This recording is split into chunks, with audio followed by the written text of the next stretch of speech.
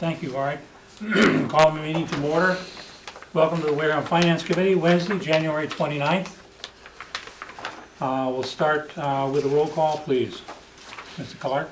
To my far right, Joe Smith, Glenn Lawrence, Chair Bernie Pigeon, Pat Rumney. To my left, Dominic Camarado, and myself, Clerk Jerry Stefanski. Thank you.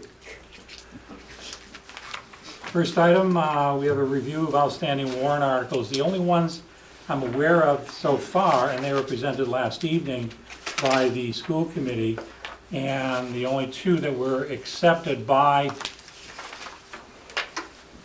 the selectmen for appearance on the warrant were two regarding application to MSBA for the roof, the air conditioning unit at the high school and the AC and roof at the middle school. That process, and Kim was presenting it last night, even though it's being submitted for this town meeting, by the time they get through to actually do it, it's almost 2 years down the road by going through the process of approval, MSBA, hopefully they do.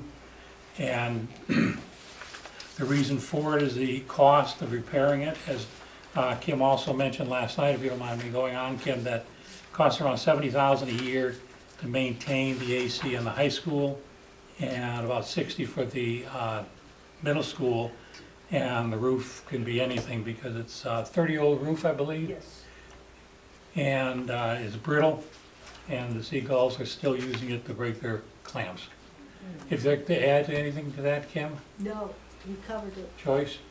No? The only thing I would add is one more article. The reason they rejected it, so I didn't bother bringing it up. If you No, want. there's another one about custody of the school once it's. Oh, yeah. I want to get your signal. I chuckle only because of the forward planning that the school committee and Kim has done. It is a article which will allow the turning of the Degas School over to the selectmen as soon it is appropriately vacated when the new one builds. And obviously what the school department is attempting to do is offload the expense of having to maintain an empty building while a new building is in progress. And it's very practical business sense.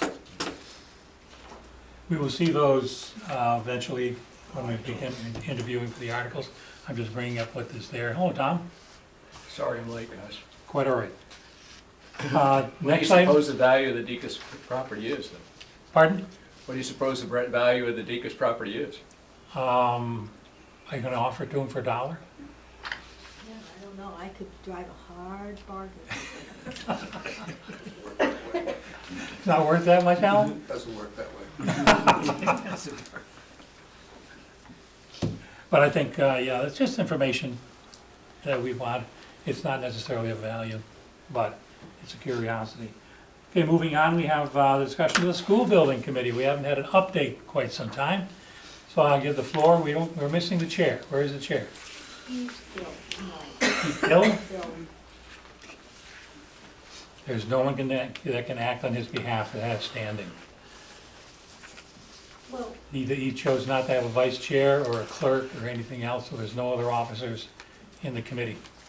Although we have, obviously, Chad and Mount Vernon as representatives, so I'm not gonna waste their time in coming here, but I appreciate if you would do your presentation. Unfortunately, we can't be on anything with the committee itself. But by all means, do I have your presentation? Sounds good. So we'll start with the design update, and for that, I will turn it over to Dennis. Okay, thanks, Chad. Thanks for the opportunity to be able to show you folks our design update. Pretty excited about having this school out to bid now, and seeing all this hard work starting to become a reality. This is a bird's eye view, as it were, that shows the site plan. And I guess I could stand up here. But no, I don't want to be in your way.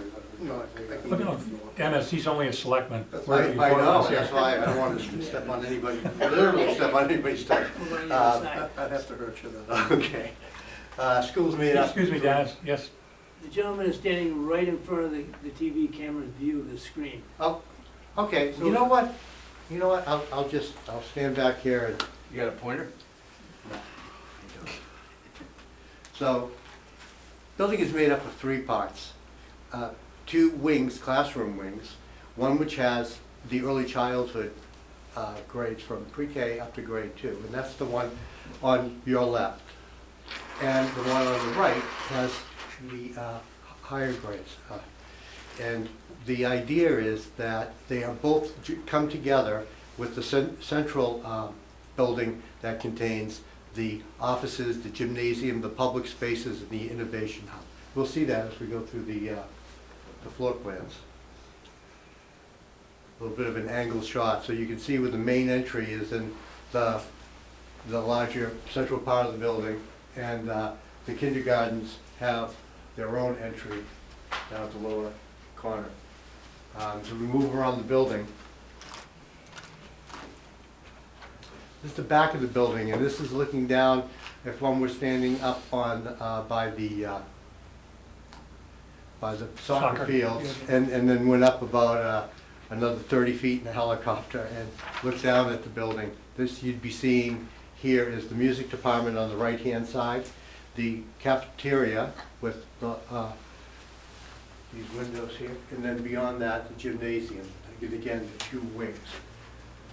As we continue to move around the building,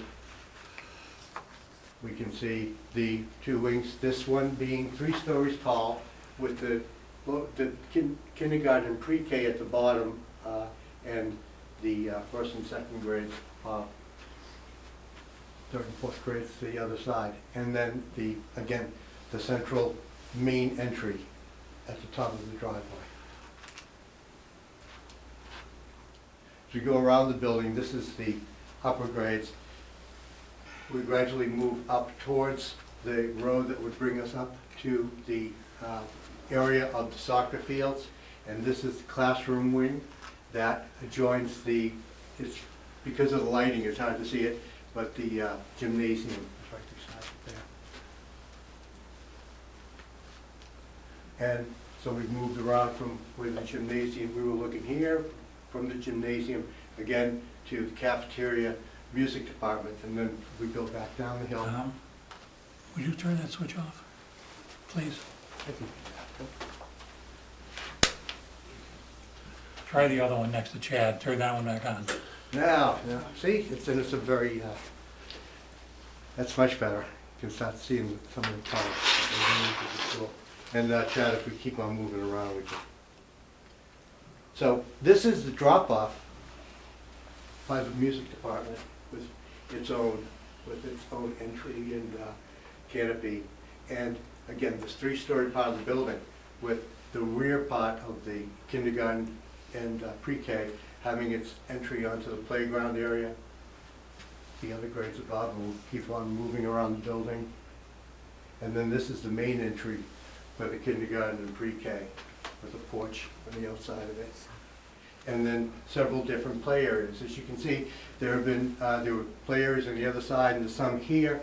And they're all broken up according to age appropriate sort of play structures and so forth. Next. And there's the front entry that greets the public as they come to the building, which would have the offices on the first floor, as well as gymnasium and cafeteria. So the public will be using this entry a lot for evening activities. The beauty of it is by having the classrooms in the 2 wings, those can be locked off in the evening, and that main part of the building can be active and used by the community.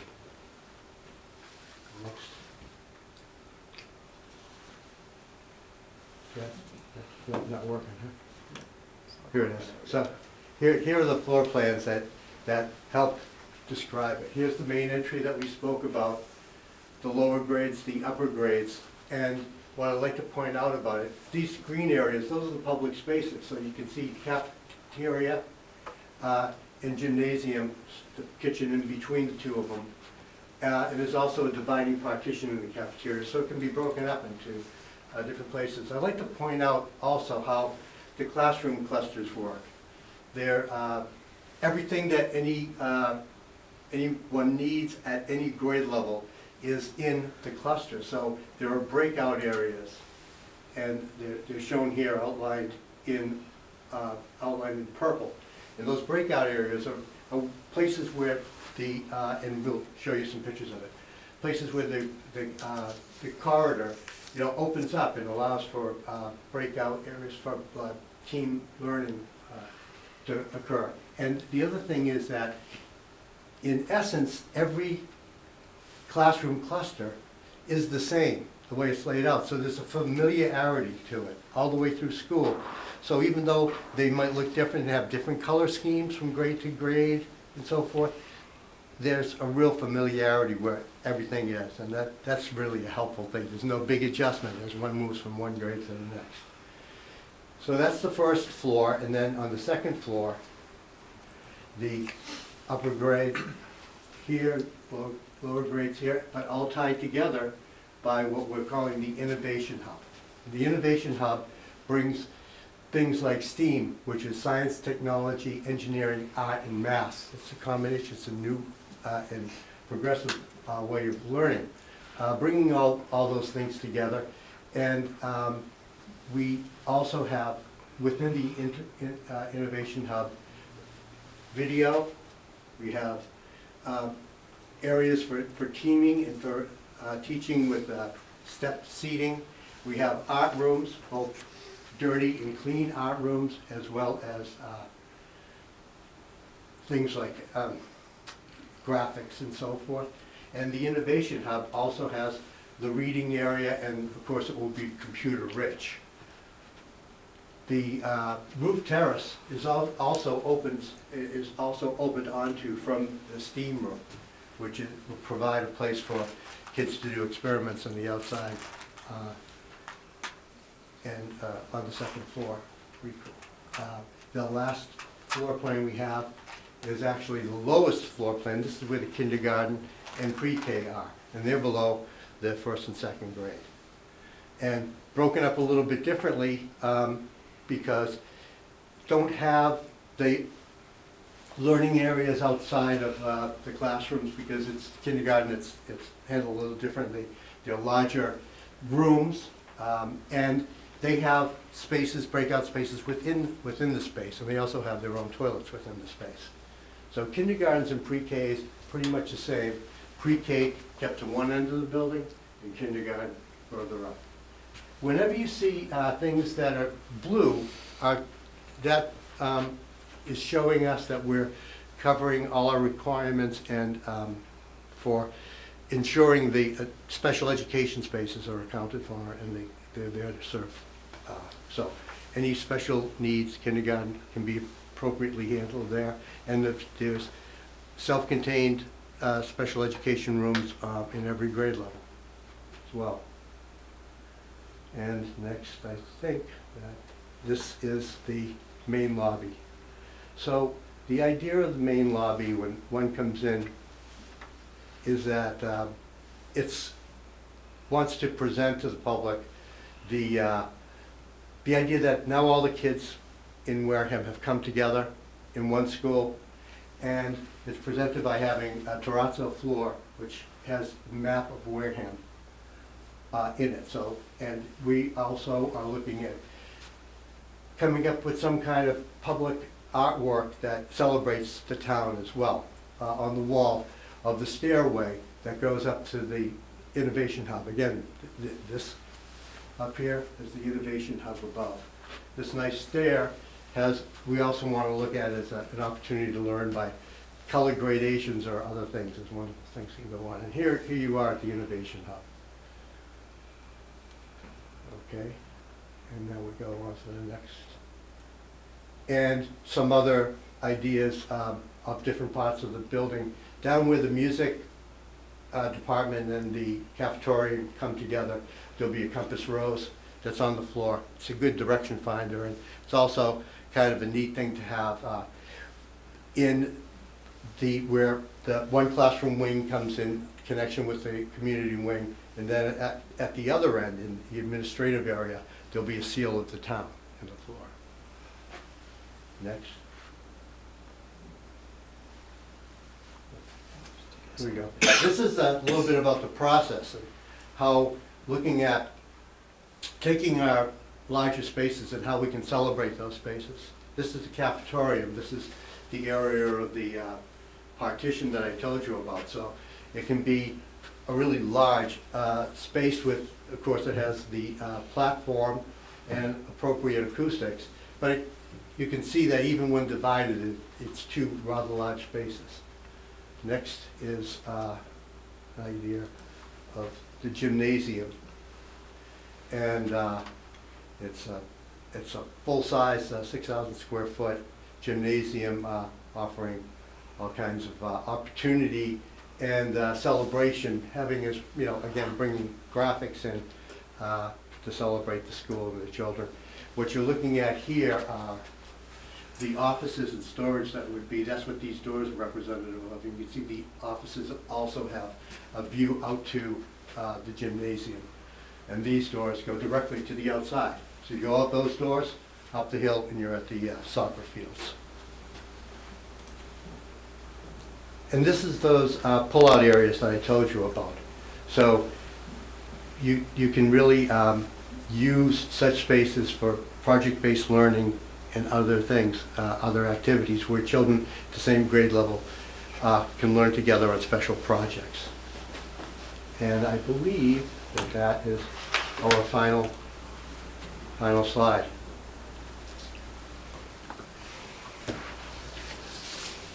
Any design-related questions before we move into the budget update portion?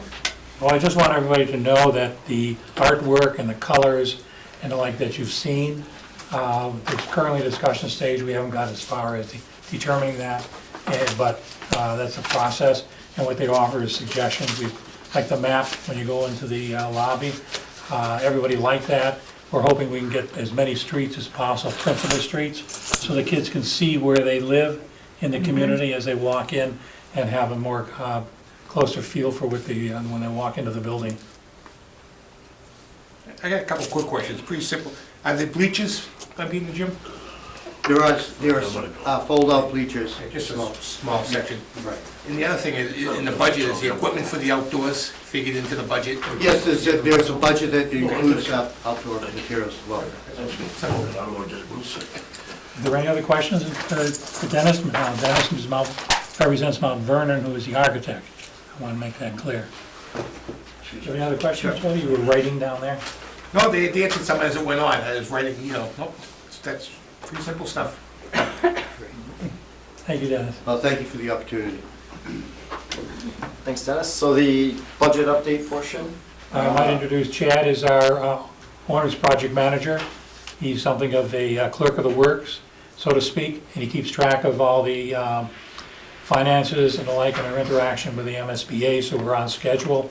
They have mandatory requirements they will fill, and Chad is the principal responsible for that. Thank you, Barry. Okay, so the first page on the handout there is our cash flow update, and there's a lot happening here. I understand it's very busy. The gray bar is the total project forecast expenditure.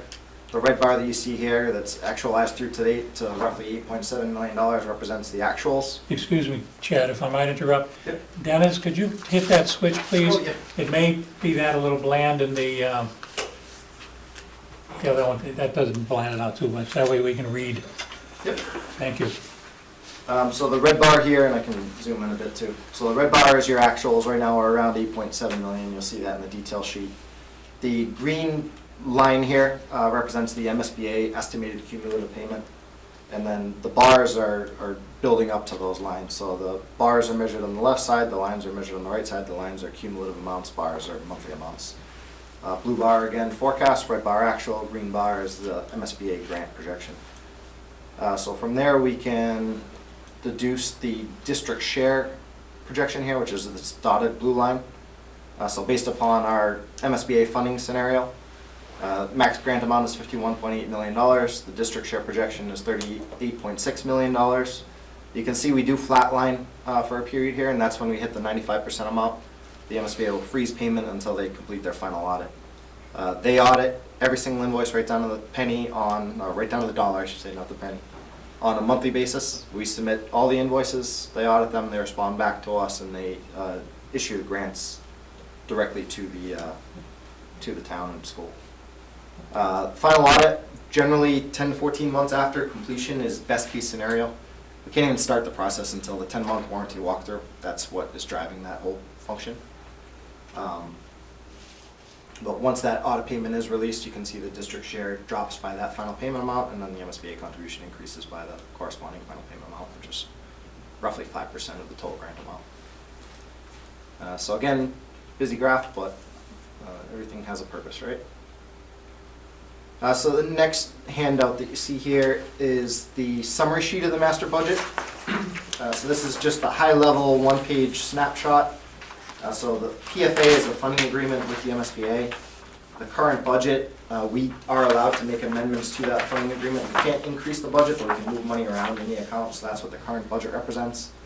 Billable budget looks at the amount that has actually been committed to contracts, so contracts that are in place. That's when you see that your billable amount here. So for instance, for construction, go down a bit more.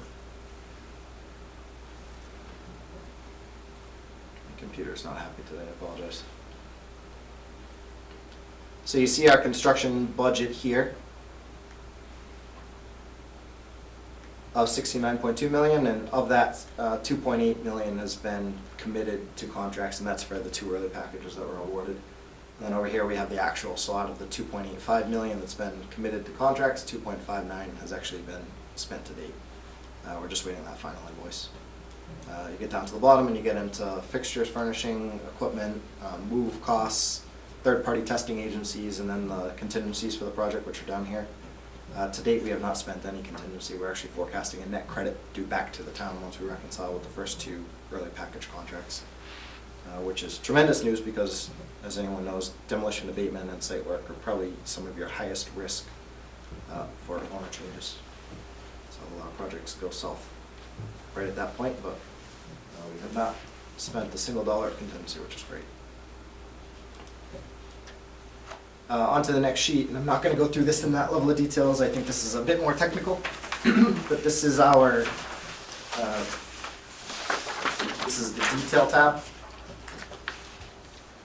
as soon as this finishes here.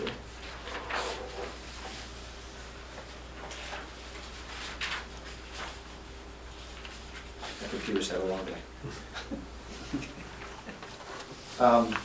So I can talk high level. Over here is MSBA cost code, so everything that gets spent by the project has to be classified to a cost code that ties out to the MSBA budget and the MSBA grant amount. That's what their cost code looks like. They each have category names, which are these. We have the executed funding agreement budget in this column, and then as we make awards, we take money and we move it out of the executed and we drop it into the appropriate contracts. So in this case, 1.398 million was the demolition and abatement costs. And then these are the cost accounts that the money moved down into, so it's literally just a net zero transaction that moves the money into the appropriate codes. From there, we can move it in the MSBA system and it opens it up as billable costs. These columns off to the right, similar to the summary sheet, are just going to that next level of detail. So looking at actual costs, and this one actually looks at actual costs broken down on a monthly basis. Fortunately, none of this is manually entered in the sheet. This is all automatically populated from the next sheet. Let's take a look at this.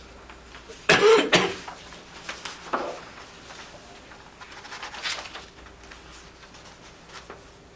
right, we'll wait for that. So that is auto-populated from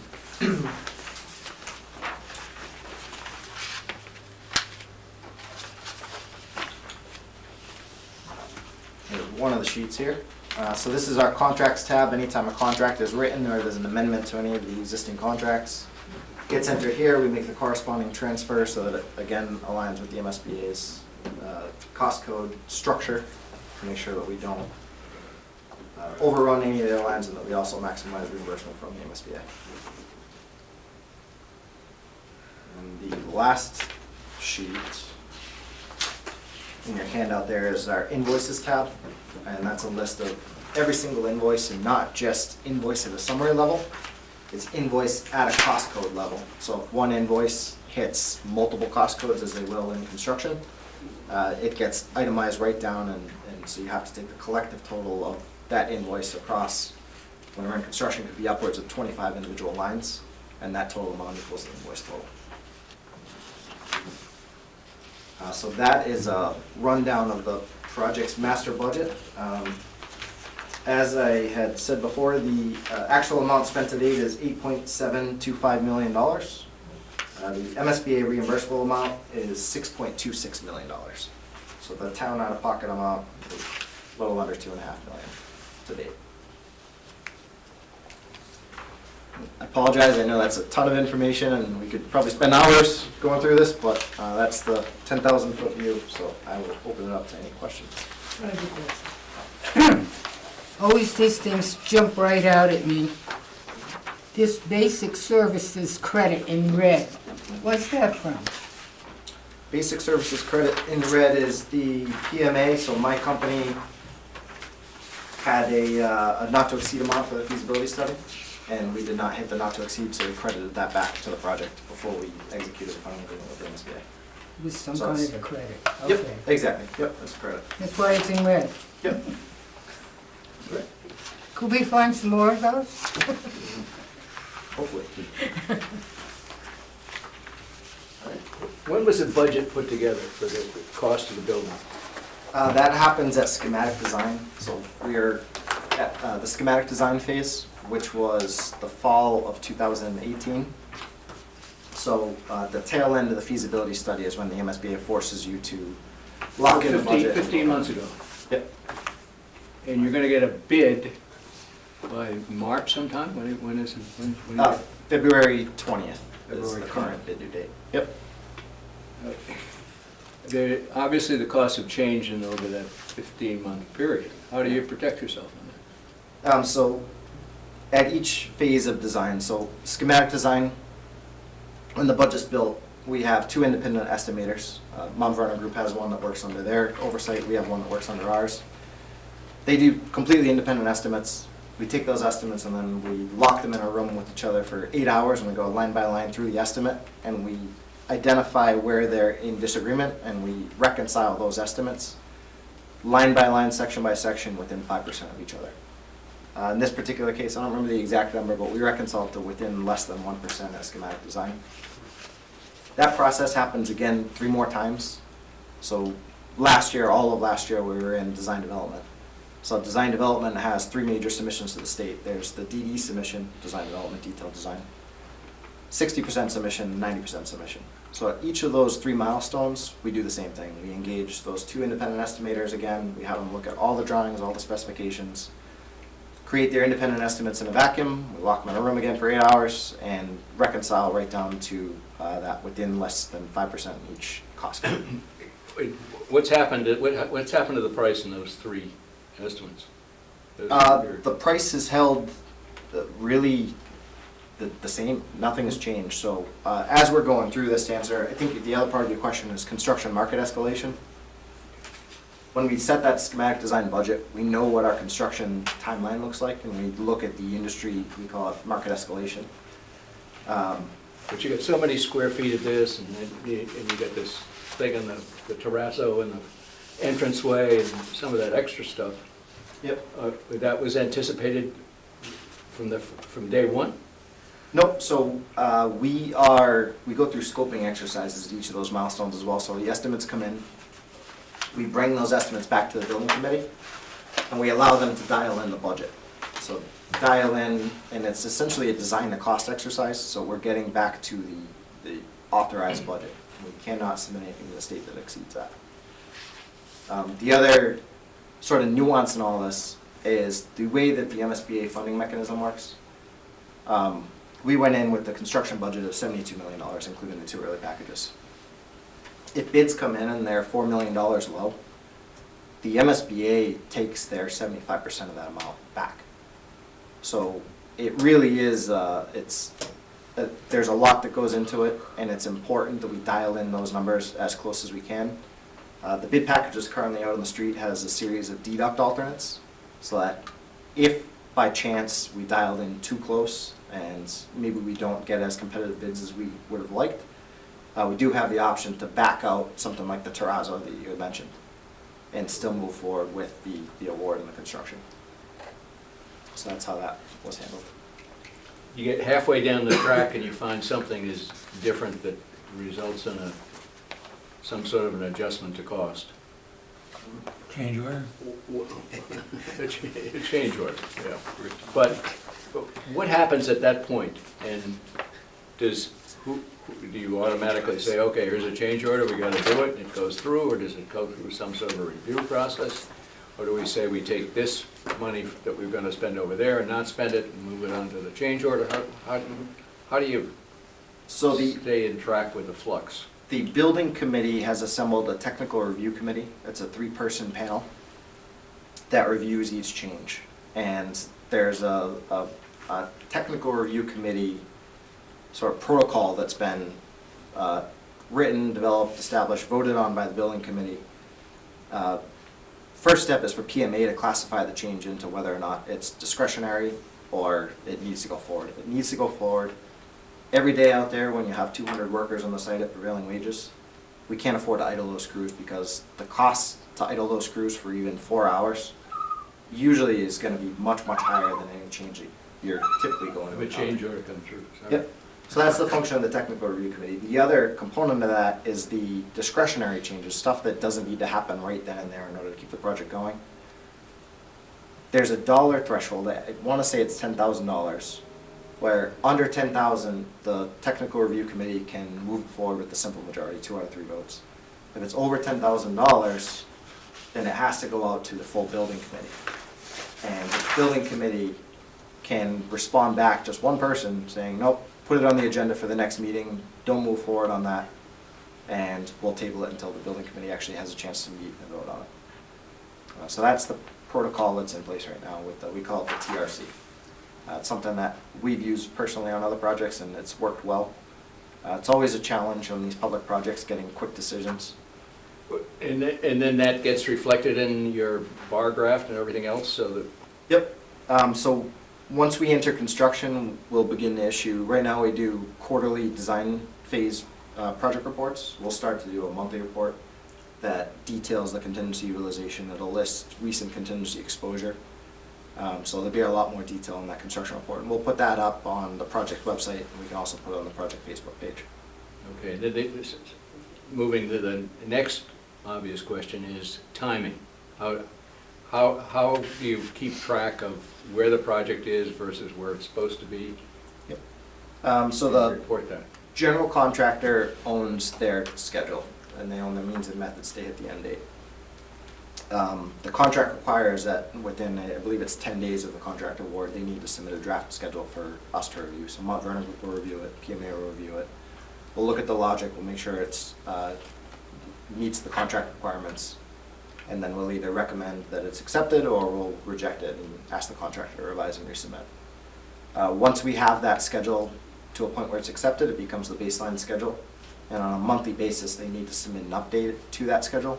And we'll go back and compare that update versus the baseline that was originally submitted.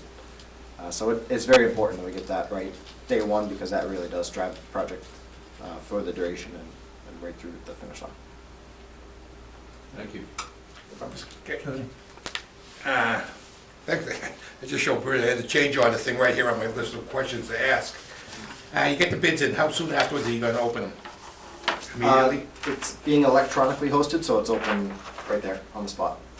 I believe it's 3 o'clock on February 20th. Good. Yeah, I know some towns do public openings and... Yeah, we did for the early packages, something this big. We have 87 contractors that are pre-qualified and bidding on the project right now. That doesn't include the subcontractors and the sub-subs, so there's a lot going on. So electronically hosted is... Just in my, and I got a couple of little questions, just people see that first beam go up, it makes everybody feel that much better that they can see the amount of dirt. I mean, I drive by there every day, you know, it's a nice mile of dirt, but people like to see progress. The other thing is, you know, you have a lot of contractors working now off and on, and they submit invoices to be paid. Who do they submit them to, and what happens to them after that? I mean, do they, I know some want to get paid, they have people they have to pay, I understand all that, but do they get presented to you, and who oversees them, who reviews them? Some have to be paid much sooner than others. Kind of what happens to them at that point? They submit them to PMA, we review it. Okay. They submit it to Mount Vernon Group as well. Mount Vernon Group reviews it. They ultimately certify the contractor's invoices. they're less involved in maybe stuff like the movers, but we have oversight over everything. It's in my contract to review all invoices for the project and make a recommendation for payment. Recommendation for payment right now goes to a distribution group that must have 40+ people on it. Goes to the full building committee, goes to finance professionals at both the town and the school, goes to the board of selectmen, and I'm sure I'm missing people, but Yes, there's, but Board of Selectmen would ultimately sign off it on one of the warrants or one of the meetings at the end of the day. You know, I know that you can't wait till every meeting sometimes, but yep, yeah, my understanding is they go to the meeting the following Tuesday, and then they're on the warrant that Thursday. If they're No, it signed, doesn't go to, if the- there's it some. doesn't go to the school committee anymore. yeah, if they're signed properly, rather than get 3 people have to sign. Currently, there's other issues that we're going to cover, not this evening, but I'll invite Jeff back again next week, and we'll resolve as he's chair. But ultimately, the selectmen sign off on it at You have to sign all bills to pay. yeah, right, I knew that, just see where they stopped in, kind of in between, you know, if they did. Thank you. Anything else? No. No? Anything either of you like to add? Alan? Just a question for my own clarification. We're budgeting $90 million, so we're looking at the coverage by MSBA, so we're actually gonna be reimbursed of the $90 million, 56%, and the town's gonna have to pay 44%. I think we need at least some communication to the public, because there's a misconception that the cost of the project is gonna be covered at 70%. Indeed, and that's another issue we were going to address this evening I with think the it's chair. important that it gets out there, because we're gonna get some feedback that won't be pleasant. Right. There's, of the 90 million, and correct me if I'm wrong, Chad, Ron, Vernon, and Dennis, there are some portions of it which are not reimbursable. I know, but I And that's what don't- makes the difference. Well, that's what I figured out. I know that. I'm just saying, I know it, but the average person I agree, yes. doesn't know it. Yeah, it could be an unfortunate misunderstanding, Yeah. and indeed, the old raise hell, as we well know when we go through town meeting and the Yeah, like. because if we, like, we're gonna go forward possibly with another project with MSBA for the middle school, it'll make it more difficult if we're not clear what we're doing. Now, again, that's an issue we were going to address with the chair, and we'll take care of that next week. Thank you. Hopefully he's well. Everybody seems to be going at least a week plus with whatever it is. But I mean, Four. yes, I got you beat. good. Yep. Just my own personal view when this was all, I was just brand new to Wareham when this was starting, and I talked to some people, and I think, I was involved in one other new school, and compared to that school and this school, there's not a lot of unreimbursable. I really think you guys cut it to the bare bones. I mean, I think you did a good job as far as that goes. I mean, I know there's gonna be people that aren't happy, there always is, but I think overall, and you know what I'm talking about. Yeah. You know, The MSBA has some very strict requirements. oh, And they have pages of formulas and all like to determine this whole thing. Mhm. And we had the good fortune of,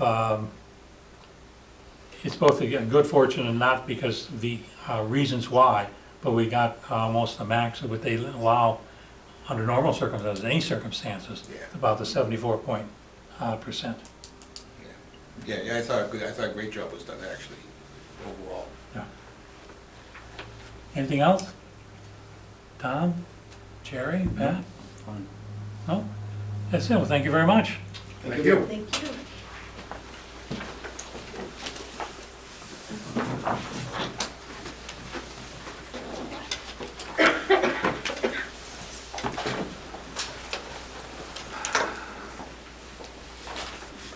One of the issues that we had next is the Springtown meeting, which we all know is coming up. February 11th, that would be a Tuesday of next week, the warrant closes. We're on a new schedule that we adopted or passed in town meeting last year. And I think because it's a charter change, it had to go before the legislature. And that was the reason we were waiting. The Attorney General has a requirement, they do theirs within 30 days. I spoke to them Saturday. And they passed the buck, said, no, not a problem, not a problem. The legislature, they got dragging their feet. But we're on a new schedule, and on the following day, we had received the warrant. And the only three articles we know of so far are what we mentioned earlier, which would be the two for the schools and the one for turning the Deacon School over to the selectmen. There was a fourth one, which they alluded to, and that was the changing the name for Degas, or we currently call Degas, in which town council says town meeting has the authority to name it. They did so, whether right inadvertently or what way. It's the Degas School at Minot Forest. And there was a petition submitted last night by the school committee for the name change, and the selectmen 401. 401, yes, I was trying to think about how to say that. 401, one abstention, not to allow it on the warrant.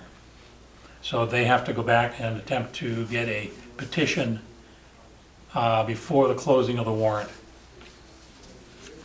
Well, the warrant closes on the 11th, and I believe they have another week for written submissions, don't they? Isn't there two? The petition articles have to be submitted by February,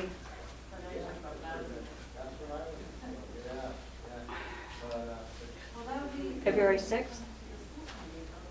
It's next Thursday. No, usually Day the that petition, is. pardon? It's, I'm sorry, it's, Yeah, February 6th. yeah, February 6th. February 6th. Yeah. They can also, Bernie, if they want to, they can go and put this particular petition, which I'm pretty sure they're gonna do, as a special town Yeah. meeting. So they have time. They do.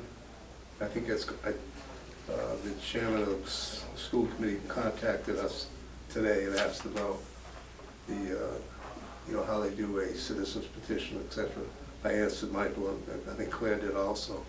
Told him to go to the selectman's office with the forms, and I said there's a chance you might have to do it under the special town meeting, which requires more signatures, but it still should not be an issue. So I would expect to see that. I guess as elected officials, they don't know all this. I mean, I don't like suggest they may be experts at it, but at least, But they don't do that. They usually don't put articles in per se like that. yeah. You know, it's not unusual. Sorry. Okay, February 13th, we will do the townwide, or not townwide, but the all-day meeting that we traditionally do to review all the budgets of the municipal side. Yep, February 12th, that's a Wednesday. Probably start around 8:30, 9 o'clock, and we're done usually by 1:30. Did you say February 12th or February 13th? February 12th. You said the 13th. Did I? My apologies. You did say the 13th. Yeah, earlier. no, The 12th is the Wednesday. Wednesday meeting. yes, Okay. February. So it's the 12th or the 13th? February 12th is a Wednesday. My apologies for the confusion. I got capital planning the following day. So our next meeting will be February 5th, next Wednesday. I'll invite Jeff, the chairman, and as I mentioned, he had there's several questions and issues we have to clarify that we've had under discussion. I've also had several discussions with the chairman of the Board of Selectmen as well as our town accountant, and those issues I think will resolve on the 5th. One is difficult this evening, of the superintendent and Joyce were here representing the school committee, and they do not report to the school committee. That by Mass General laws as formed by the MSBA and written very distinctly, that committee reports to the executive officer of the town, which is Derek, by charter. They are considered, as it's worded in the MSBA CMR 97, I think, something, 972, that they are an advisory committee to the chief executive officer. Which committee is that again, Bernie? The building, the Degas Elementary and Minor Forest. The building committee. By another name, yes. What is it, Bob? Can you turn on the extra set of lights, please? Oh, Tom, can you turn that switch on, please? You're not getting my good side, is that it? No. You have one? Are we ready for this? And then there's light. It's beautiful out, Bernie. Thank you. Okay, I have here, I'll scan it in and make sure it gets out to you because it did collate for me, which is the latest estimated revenues based on the governor's budget. I spoke with Derek about it this afternoon. You've got the updates are there, also the department, as I said, the department reviews. He was able, with everything considered, to find more monies. Something fell behind the bottom drawer in his desk or something like that. And he was able to provide the school department with more monies than they anticipated. There was originally a total of $740,000, I believe, in the previous estimate that we saw as far as surplus funds. There was ability to divide, and now he's found more money, so I think almost up to $800,000 is available for the schools. So that should alleviate, there was 1.4 mil deficit or over and above what is available from last year's budget for the school department. So that should help them a great deal. I met with Kim yesterday morning, and we were trying to figure out where we could find some extra monies. My advice to her was to take all their capital purchases, which they typically do within their operating budget, and pull them out and see if we could get them either close out some old articles, which are comparable in terms of you want to buy Chromebooks, they wanted to buy more Chromebooks, so maybe there's something there for them. And go to the capital outlay planning committee and ask for free cash to support it. And that would help offload it somewhat. They didn't have too many things, however, because most of their budget is salaries. They're adding half person here and there and the like, and it just wasn't working. So hopefully she can maintain her full staff with this extra funds. But again, we'll have them back because I think it's appropriate. We become aware of how they're going to manage These are the that. 15 people that they're probably going to have to lighten up with if they didn't have the.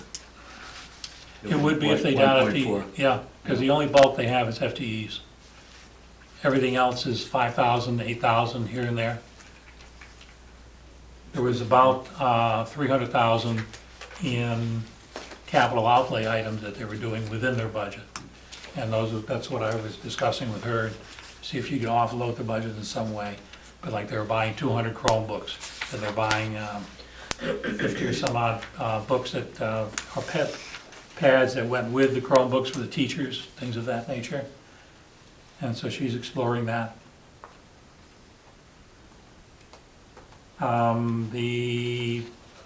Anything else? Over the weekend, there was the MMA conference. Alan attended on behalf of the selectmen. I attended upon behalf of the finance committee. I've also been elected a director of the Association of Finance Committees. I have a meeting next month.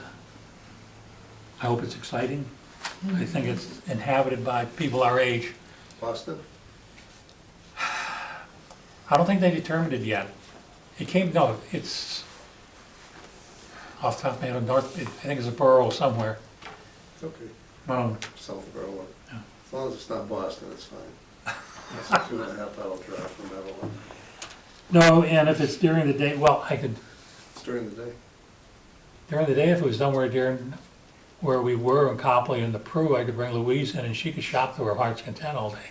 She'd be delighted. As long as you have a checkbook with you. I let her use her own. Also, at the meeting, they have a not a work group, gosh, where all the vendors who deal business or do business with the towns and the like. Great show. Thank you. And they pass out an awful lot of goodies. So, I went through and got a lot of goodies. And so we have, so these, by all means, help yourself. I'll just put down some metal straws. Everybody has their pens with their names to help yourself.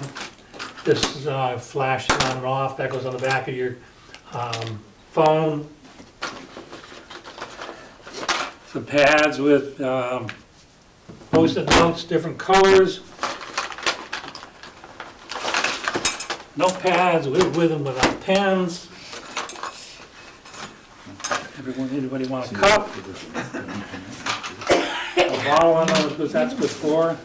That's a traveling That, Bottle, actually. bottle. more of that. You just I hit couldn't every figure out table, didn't you? I couldn't figure out what this was, so you can have it. More, basic. I almost got hit with that. I don't know what this does. And this is a little slide goes on the top of your computer, so you can slide it to cover your Skype camera. Sure. Oh, And the bag is mine.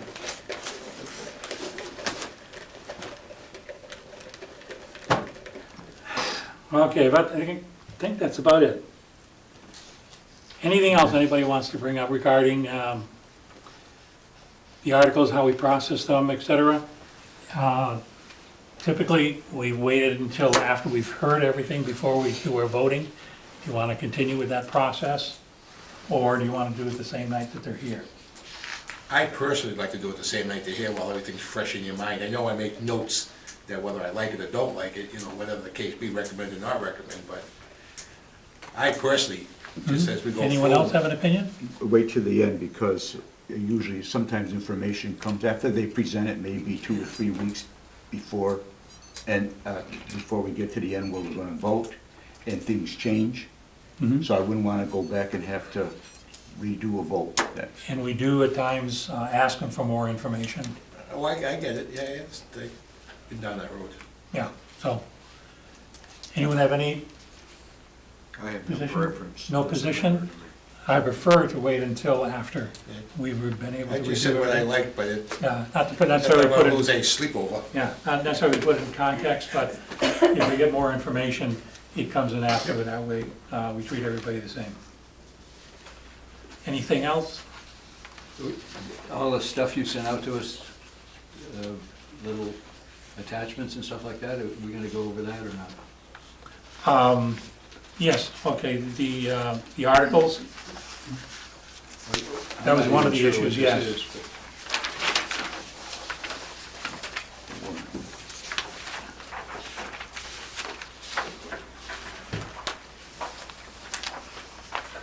all the outstanding articles, there's a number of them.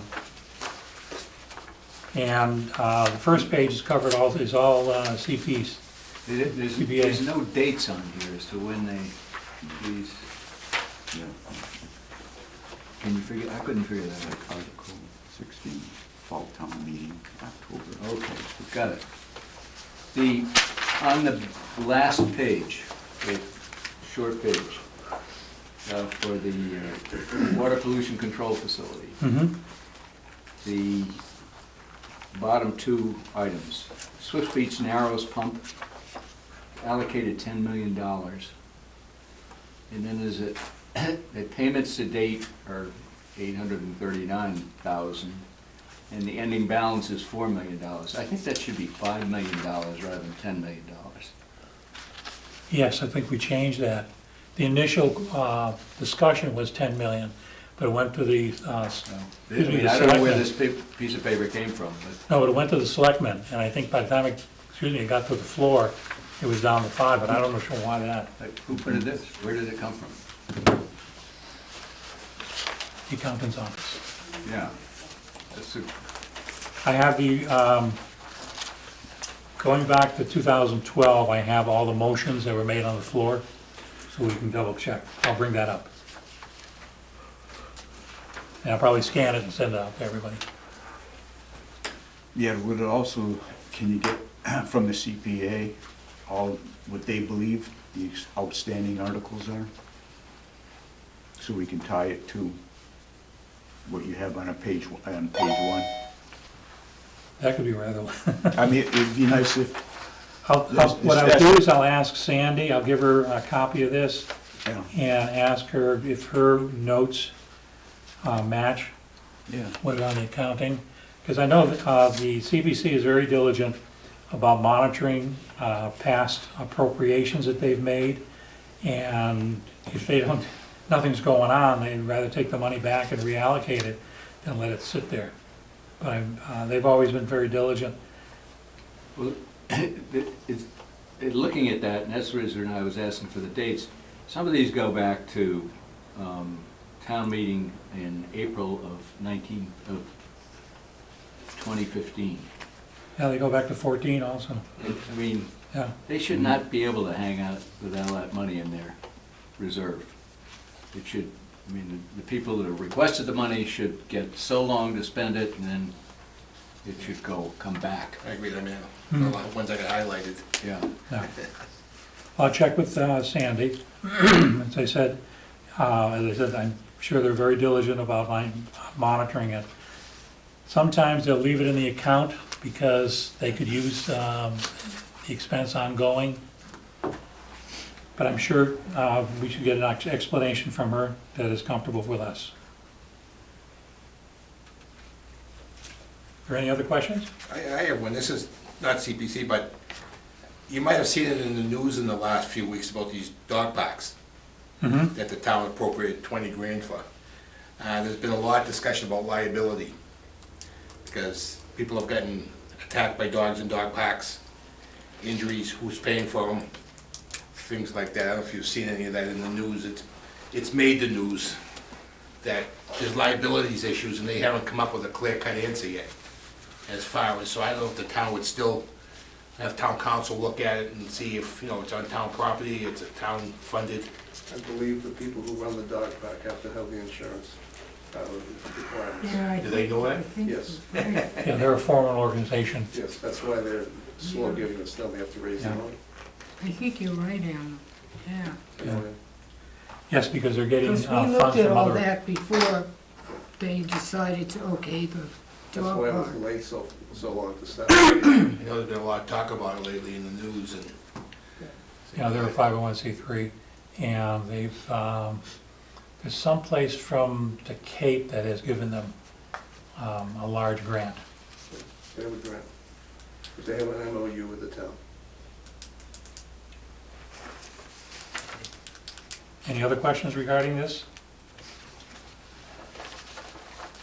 I wish I felt more comfortable knowing what the hell to do with it, frankly.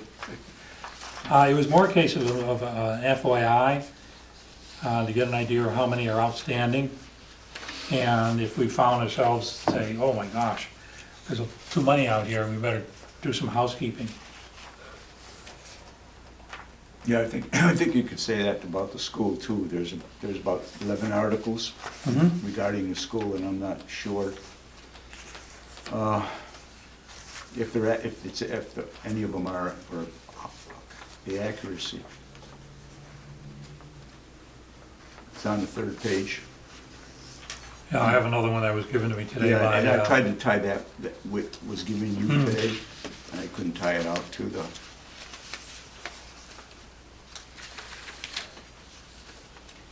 And Kim mentioned that the balances that I got from the accountant are different than the balances she thinks are there. Yeah, I agree. Most of the articles from the schools were from free cash. I was concerned if there was any borrowing or what. So the free cash, they can close out and reapply it somewhere else if the town meeting approves it.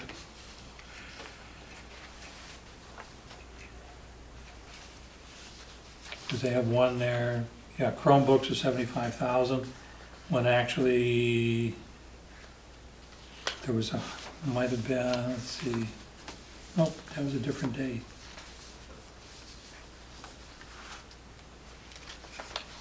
That either the school department enters it in their system using a different description than that which Judy, our accountant, does. Because you're right, trying to match it, like the Chromebooks is 75 grand. They call it probably district-wide technology. That's the only 75 grand I can match in the list that the superintendent gave me today. Yeah, they don't seem to all be on the same page.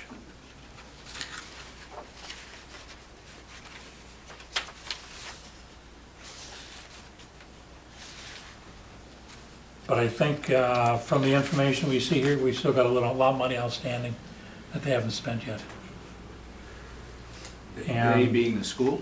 All right, everyone, Everyone. yeah. And it's not suggested to suggest that we could recover the money and make up some situations that we have, but if it is sitting there and it's unused, we might as well recover it back into free cash. Absolutely.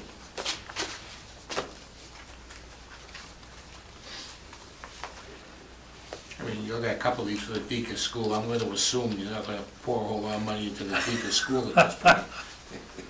I saw that a couple times too. I've also asked him, we have, in fact Stuart was very adamant about it, that they maintain within their budget at least this cushion from Minot for the expenses of actually operating Minot. They're not gonna just, because they have to have monies to open the new school. And that is where it is. And she's adamant, she says, I've kept that, it's there, it's just distributed through different accounts, but she has that money so that when we open Degas Elementary, that we'll have the money to pay for the operating expenses. And that's another reason the day after she wants to close Degas and get that off her books and turn it over to the selectmen. Because it has to be heated, it has to be maintained, or else it's not a viable, marketable property. Right. And I would, even talking about the new school, I mean, I'd like to see them put a line item, and I heard last night about where all the money was cut years ago, out of maintenance and all that, but figure their budget and have a maintenance line in there for this new school, so if, if they put $5,000, you have just throwing a number out there, that kind of builds up over the years when they need a roof or they need a HVAC, something, and things are gonna pop up when they first open up. Yeah. I mean, As Chad had indicated, there's a 10-month warranty period after, and MSBA requires that they are provided with a budget that includes maintenance. Now, it can't be long-term maintenance. We're not allowed to sock money away like that.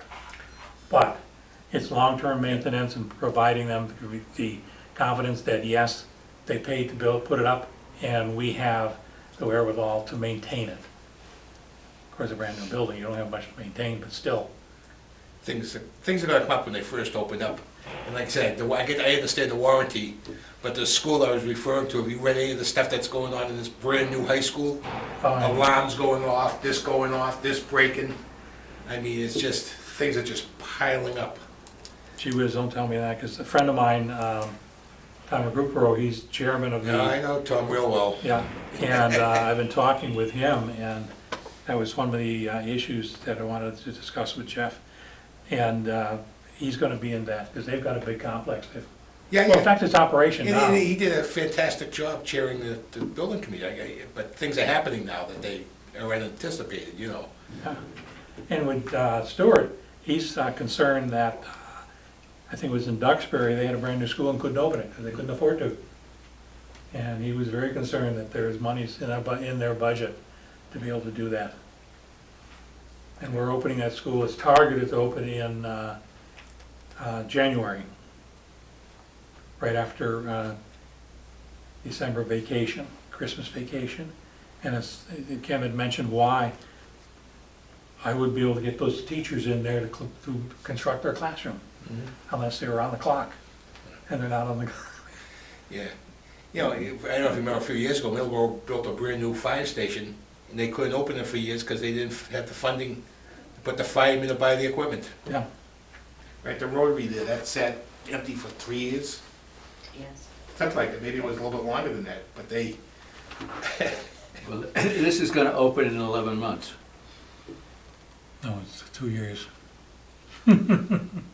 Please, there's gonna be enough problems. yeah.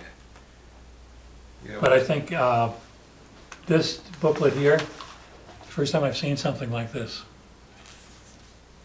that they produced. This is the printout of everything. The members of the committee don't have one of those. And that was one of the issues I was gonna bring up. They didn't have this, and they don't have a printout of the building itself. Now, if you wanna go into the website and print it out yourself at 75 pages, that'll destroy your color cartridge in no time at all. I figure for $90 million, we should at least have a printout copy of what the floor plan looks like and the like, as far as members are concerned. Oh, wait. Nope, it would have been him. Would you like to do, they're gonna do, David and I are on the committee. We're supposed to do a site visit. They're supposed to schedule one. I haven't heard anything about it. Would you like to join us? Join the building committee for a site visit? Site visit of the current site? Yes. Yes. We intend Golf the, clubs? What are we gonna do with it? Mount Vernon will provide us sheets with a printout so we can look at it. It's an opportunity, there's nothing going on the site, so we won't be conflicting with any construction or run that risk or liabilities. And this is about the only time we could probably do it reasonably. As far as the committee is concerned on site visits or maybe subcommittees or whatever, that may be allowed, I'm not sure. But if you're interested, I'll make sure. You're talking about the site as it Sits now. exists right now? Yes. I mean, it's all, it is all terraced for the foundations. The site is ready for construction. Would you be interested? I would. First person finally speaks up. No, well, I had heard that, it may have been the selectmen's meeting, and I said, I wonder who they're going to invite to this. I think it was not this week, but the week before. Thought I heard something on TV anyway, maybe it was the school committee, but, yeah. Because, since I've lived here, I said the biggest problem, it's a problem with Wareham, is the misinformation that's out there. So the more information people, like in this room, can pass on that's accurate, it's just... Yeah, that's one of the issues. I have notes on it for a public relations committee from the building committee. They need to get out there, and they don't have to resell themselves, but they have to keep them sold. Go to the Council on Aging, go to the veterans have a flagpole, maybe they want to do something with the flagpole, address them, give them committee meeting, public information meeting, things of that nature. But they have to sell themselves. The town bought into something, and I think they have enough of investment that they have a right to. Well, this 70 down to 56 that's the first time I heard that, which is, you're right, Alan, that's it. Well, that's the reimbursement, the amount for reimbursement, reimbursement. but you're right. That's Everybody's another going issue. around thinking now, Yeah, that's because it's the whatever, information went what's out included and what originally isn't included that in the, reimbursed at 70%. yeah. But I don't think people listened when that was discussion was going on, that there were certain expenses that were not reimbursable, but there was never any discussion about how many millions of dollars were not reimbursable. Yeah. And you've seen But that that today. issue, but Alan's right, that issue has to be reinforced. Yeah, because that will come back and bite us. We talked about that when the high school went up many years ago. On the PR subject, and I understand with the school and stuff, and I had asked you about getting a report about the public safety building. And I know a lot's not going on now, and they're kind of just forming and getting organized and all that, but I think the more you keep that out in the forefront of a lot of things, that the town will realize that there are people working on this project, that's something that really needs to go forward, and that's all. That was one of the reasons I did the show that I did. What's happening in Wareham over at WCTV, what's happening in Wareham, Yeah. and what's the latest thing people want to know about. And I had all those various people from the various committees Yeah. come on to the show. But I don't think I can handle doing a show again. Well, Queen is starting to do, and I like Queen. She always, Yeah, she always but hugs she- me when she says hi. She is, she's very good. But I think Queen is in the Philippines? She's over, Hmm? I think she's over in Africa. Yes. Okay, She started around the she did go, Netherlands and like. see, I do know what's going around. I think she's still gone, actually. I don't know if she's back yet. Yeah, because she was going for a while. Yeah, it's nice to see that young couple, they're enjoying themselves so much. Life is good. So that's one of the things, you know, if somebody wanted to help me, Now, as far as, you mentioned the public safety, tomorrow is the first meeting and it's the charge of the committee tomorrow, so it starts. here I am back at WCT. So Bernie, so I'm clear, on the first page here, it shows a total project cost of about $90,474,000 Yes, with an estimated MSBA of $51,809,000, yes, which leaves $38 million. correct. Okay. That number has been out there. That's not news. That has Oh, been, it has been out, Yeah. it has been out there, but I would suggest the only ones, like you and I, who are interested in it are aware of it, but the general public isn't. And as Alan says, that's where we're gonna have the hue and cry. okay, well, Town I meeting- thought it was pretty much out there with the No. general public. No, because town meeting voted with the assumption we were gonna get reimbursed at about 70% of available stuff. It was never really explained what the delta was between this $90 million and what the reimbursable total, gross was before the reimbursement. So you're looking at, say, 50 million to 40 million, just rounded off. That's nowhere near set, the 63 and whatever. It's enough of a difference to make people nervous, question it. But that in itself is Everybody, really, when you talk to people, they all think there's gonna be overruns and adjustments on top of this. Yeah. There's not a lot of faith out there. but that information was almost secondary, because they were more primarily concerned with what it's gonna cost them on their tax rate. Yep. So as long as they accepted that, that was a selling point. The actual details, as you mentioned, as important as they are, I don't think they really registered. No, they don't. It's what the tax bill increase is gonna be Mhm. at the end of the day. And I think the numbers we reproduced were on the low side. Any other concerns, questions? Would be nice if we could get a cut for the money coming in from the marijuana sales. If you hear the news, February 3rd, Plymouth opens their shop. They just opened 3 shops today. One in Provincetown, Yeah, P-Town, Tom. it's open. But that's a long way to go. Plymouth is open. They opened 3 today. Oh, today? Pittsburgh or somewhere else. There'll be more coming because there was a lot of complaints at the, as you know, at the MMA meeting, where they have 300 basically applications in the city. They're all sitting on them, yeah. So they're gonna start pushing out a lot harder than they have to. Yeah. So those, they will We are impact, already getting the money that walked into here. yes. But now, with those shops open, will impact our Yeah, revenues. it might impact, but this would be the time to say something about that, not 3 or 4 years down the line when it's all gone. That's all. We've already said that we have, town meeting has set monies aside for certain, 25% for the police station. for the 25% of It's the, it's for capital, but it's technically for the police station. yes, 25% of that, the balance is for building maintenance, broadly speaking. But as I was We should talking, keep a look on that. Yes. And not forget about it, that it's happening. Mhm.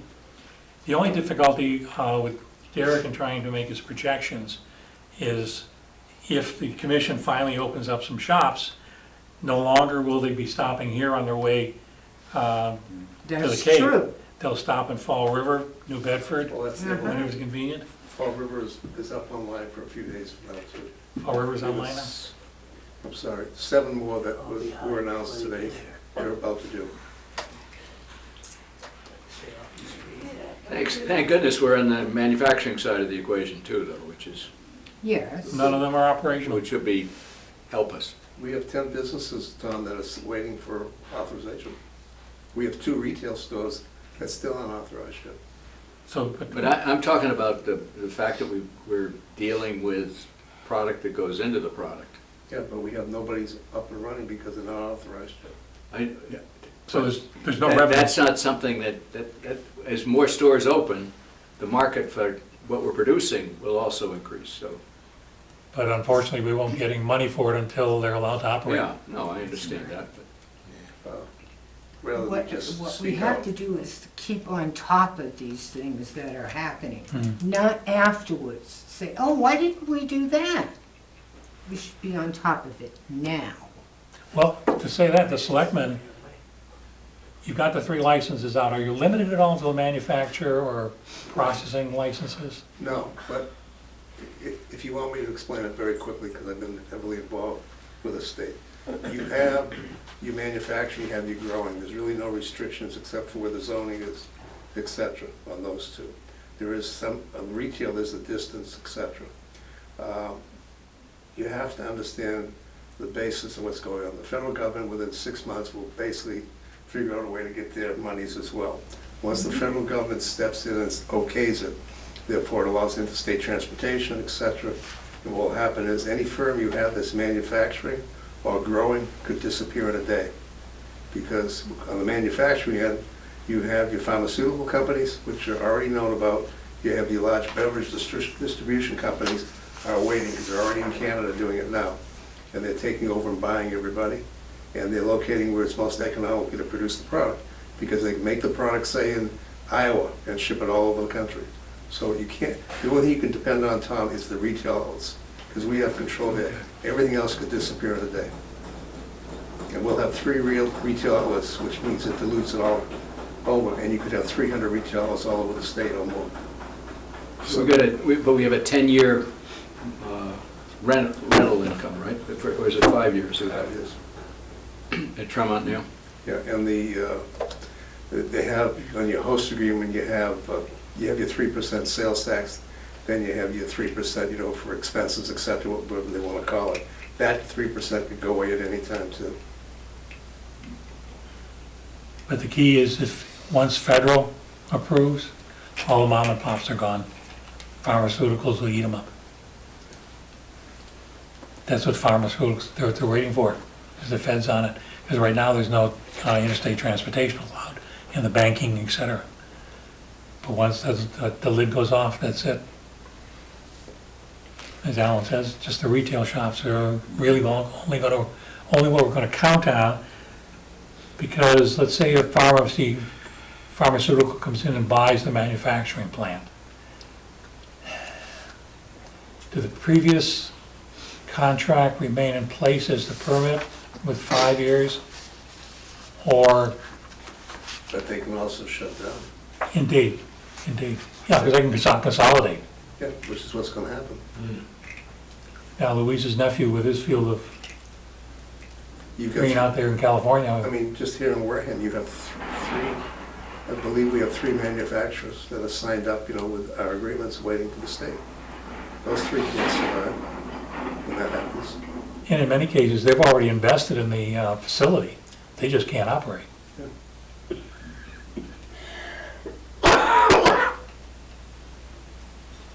Unfortunately, we're the victims of big money.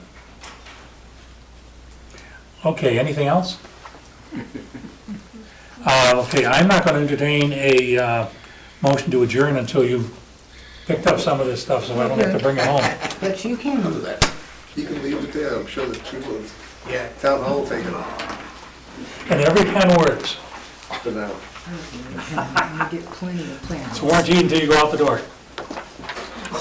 That's a straw, metal straw, with a brush. My wife doesn't drink anything without a straw, nothing. I don't know what it is, but the grandson will like it. Maybe it's just a note thing. Bernie, make a motion to adjourn. There's still stuff here. We're not gonna take all this. I'm gonna keep notes in here about the school and what it's doing. Motion's made to adjourn. Second, excuse me. So have you made your reservations? May I have a second? Yes, we have. We're, Second, We, All those in favor say aye. aye. Opposed? It's a vote. Adjourned. we,